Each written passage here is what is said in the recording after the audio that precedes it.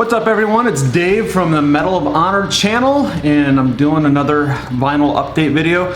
Sorry this is coming a little earlier in the month than I would have wanted to do it, but it's 21st of December. I'm still waiting on my November Metalhead box, so didn't put up anything last week and I figured shit, I better get something out now. So hoping I get that in the next day or two and put my unboxing video up, but until then, for now, I've got some albums here, so we'll go ahead and just do a regular vinyl update. By the way, like I said, it's the 21st of December, or 21/12, so happy International Rush Day. I don't have any new Rush albums to show this time, but I gotta put that out there. So anyway, as I always do with the vinyl update, I'm going to start off with my mellowest, or more hard rock and hair bands, and kind of build up progressively into more heavy bands, into the death metal by the end of it. So anyway, so that's the order that we're gonna go. So I'm gonna start off with the one I got for a couple of bucks. White Lion. This is the Pride album. I think I got this one at a record show. It actually has a $1 sticker. I think they doubled their money when they sold it to me. But this album, this very almost bubblegum pop. It was their breakthrough album. It had Wait and When the Children Cry. So it was, it was pretty popular back at the time. It was a good album. I mean, really, like Vito Bratta, that guy's an incredible guitar player. Like I said, it's just kind of hard rock, glammy. But it was a cool album. For $2, yeah, you can't go wrong with that. So yeah, nothing special about the vinyl there. Just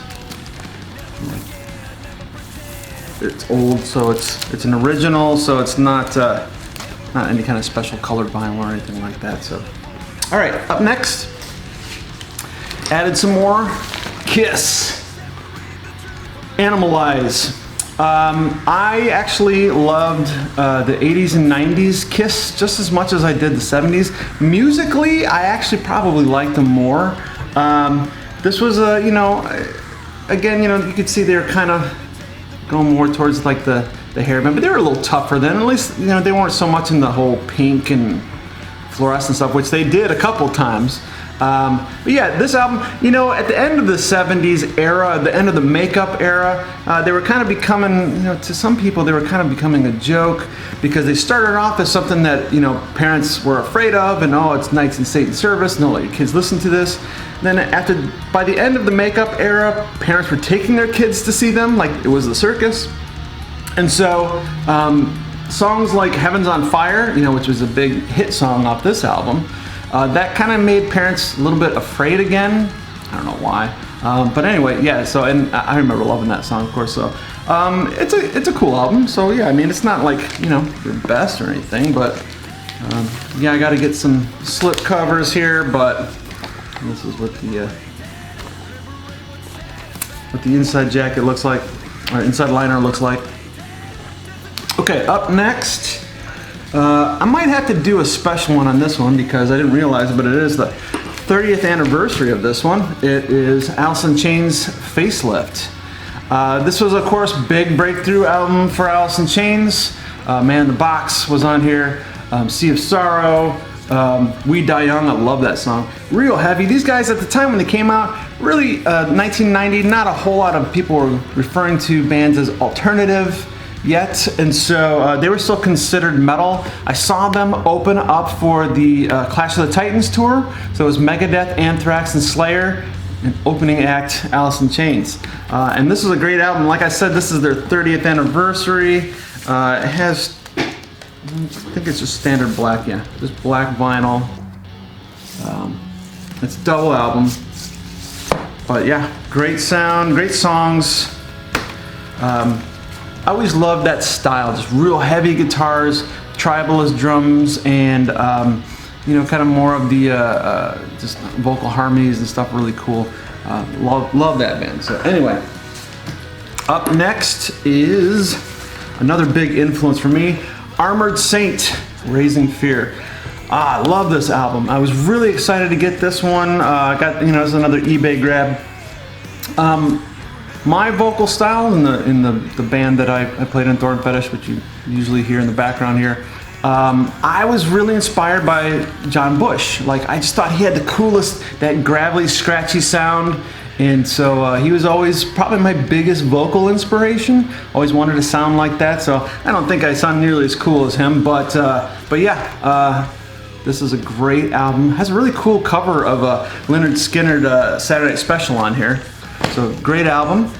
All right, up next, another eBay grab that I was super excited about. It actually got lost in the mail. I was a little worried about it but finding this on eBay was really cool, even though it might have been a promo. I don't know, because it cut the corner, but who knows what that's from actually. Anyway, Dbc Universe. Fucking love this band and this album. They only had 2 albums. This one in particular, so they're very thrashy. You can even see from the look of them, they're a thrash band. But also really progressive. And the thing about this album is it's a concept album, and it is laden with scientific terminology. The whole thing is about the creation of the universe. The first song, Genesis Explosion, or the Big Bang, and then into expanding space, into the forming of the planet, even like shifting of the tectonic plates. It's really interesting that it sounds like it wouldn't be that cool, but it is super cool. Like I said, it's kind of more on the progressive side. The vocals are really interesting because they triple tracked vocals, very monotone, but each a different tone, so that it kind of sounds almost robotic, or perhaps it's supposed to be godlike. I don't know. It's really interesting. I love this album. I used to skate to this album a little bit, so always dig that one. That one actually came out Combat Records in 1989, so it's been kicking it for a while, and it's a great album. Okay, the next 2 albums I've already done reviews on, so I'm just going to kind of show you real quick here. Killer Be Killed, supergroup, members of Dillinger Escape Plan and Mastodon and Sepultura. Great album, you should definitely check it out. I did show on the review that I did on this, just the last review show that I did cover this album. So there's the stone looking black, gray, white splatter on clear vinyl. Killer album. Killer Be Killed, killer album. Check that one out, definitely. Love that album. Like I said, that's a new one that was on Nuclear Blast 2020, and so is this one, which I also reviewed on the last review show, Napalm Death. This is Throes of Joy in the Jaws of Defeatism. It's a long title there, but yeah, very cool album itself. Napalm Death, I mean, you know Napalm Death. That's grindcore. They've been doing it longer than anybody. Black vinyl on that one.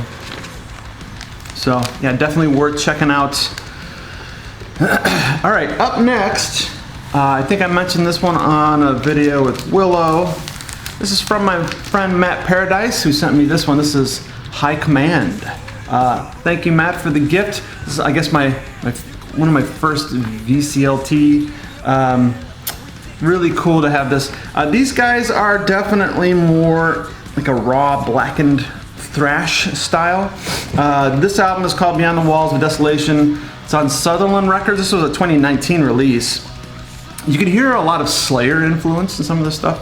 And of course, they've kind of got themes of, medieval and dragons and swords and, that kind of stuff. So this is a really cool album though. So again, thank you, Matt, for sending this to me. If you don't already watch the Accusation Network, you need to check that out. His channel is great. His videos are awesome, super informative. Definitely go and check out Matt's show.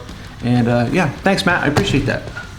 So speaking of, friends of mine who have YouTube channels, I gotta give another shout out to my friend Liam from the Death Doom Metalhead channel. He recommended this one a while ago, and it came from Germany. The next 2 albums actually came from Bleeding Heart Nihilist Records, as far as distribution.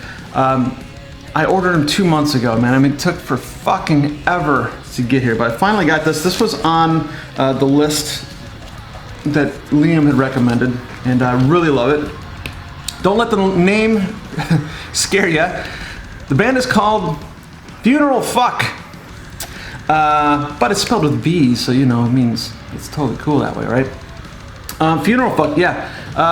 The name, of course, brings something horrific sounding to mind, but these guys are Doom, and it's really beautiful, very epic, awesome production on it. The album is really great.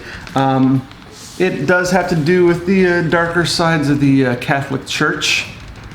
Yeah, I wouldn't say that it's necessarily graphic, but it definitely has a dark feel to the album, but it's doom metal, it's supposed to, so that doesn't really bother me. Has a nice little booklet that comes with it here.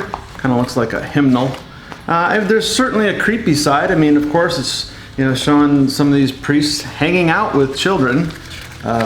So, you know, I mean, metal does kind of talk about horrific things. So, the vinyl for that one. And these guys are on Bleeding Heart Nihilist Records. German band, by the way. And this album, I really like this album. This one actually came out in 2019. So now, when I ordered that, there wasn't a whole lot on that site that sounded that interesting to me. But I knew ordering from Germany, I wanted to get something else on top of it. So I took a shot at one, and I'm super glad that I got this band. This is a band called Exit Smashed, thrash band. If you like the guitar tones of Exodus, you got to check this band out, because that's the first thing I heard was, oh shit, sounds just like Exodus as far as the guitars and everything. This is a really cool album. The album is called Between Death and Death. Now, according to the site, it says that these guys are German. They actually don't really sound that way, as far as, like, there's a lot of actually voiceovers and stuff that they put on here, and you know, I don't really hear, there's only a couple areas where you hear some accents. But yeah, this album is really kick-ass, and it did come with a CD also. Let me see, this has, it's actually the lyric sheet here, so very cool. And the album itself, I think, is just black. Yeah. Exit Smashed. But yeah, it did come with the CD of the album. So that was kind of cool, because I was able to pop that right into my Jeep and listen to it.